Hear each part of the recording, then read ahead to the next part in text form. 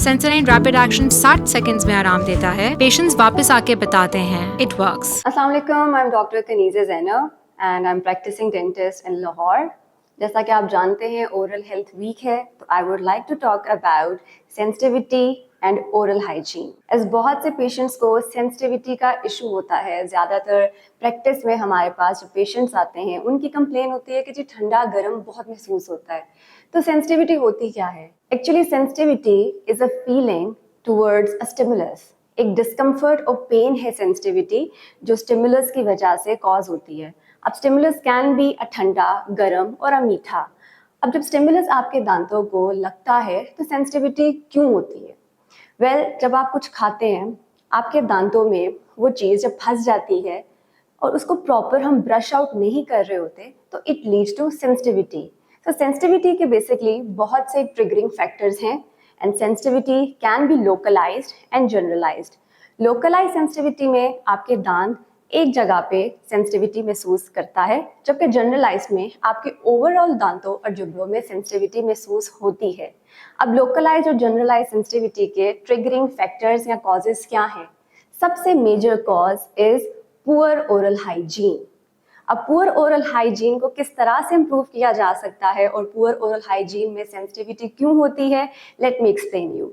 जब हम प्रॉपरली अपने दांतों को ब्रश नहीं कर पाते या दांतों के बीच के स्पेसेस में फ्लॉस नहीं करते, तो जो खाना हमारे दांत में फंसता है वो बैक्टीरिया अक्यूमुलेशन करता है। और जब बैक्टीरिया अक्यूमुलेट होता है तो उस जगह पे टार्टर बनता है। टार्टर बनने की वजह से आपके दांतों पे सेंसिटिविटी महसूस होना शुरू हो जाती है, बिकॉज टार्टर जो है गम रिसेशन कॉज करता है।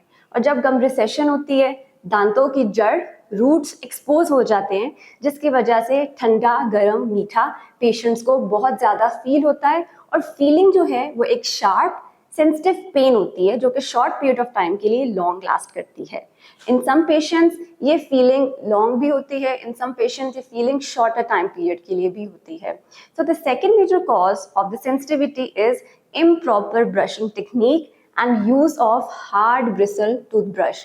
जब आप हार्ड ब्रिसल टूथब्रश यूज करते हैं और एक जोर जोर से ब्रश दांतों के ऊपर लगा रहे होते हैं, तो that leads to enamel erosion. Enamel आपके दांतों का एक प्रोटेक्टिव बैरियर है। जब आपका प्रोटेक्टिव बैरियर ही वेयर ऑफ हो जाएगा, तो आपका डेंटिन, जो कि मेजरली नर्व कंटेन करता है, वो एक्सपोज हो जाता है। और एक दफ़ा आपकी नर्व्स एक्सपोज हो गई, so definitely you will feel sensitivity. तो सेंसिटिविटी को रूल आउट करने के लिए आपको अपने डेंटिस्ट को at least twice a year visit करना चाहिए for proper professional cleaning which is scaling and polishing. इसके अलावा आपको अपने दांतों को दिन में 2 दफ़ा ब्रश करना चाहिए for at least 2 minutes, 60 seconds each quadrant, upper right 60, upper left 60, lower right 60, then lower left 60.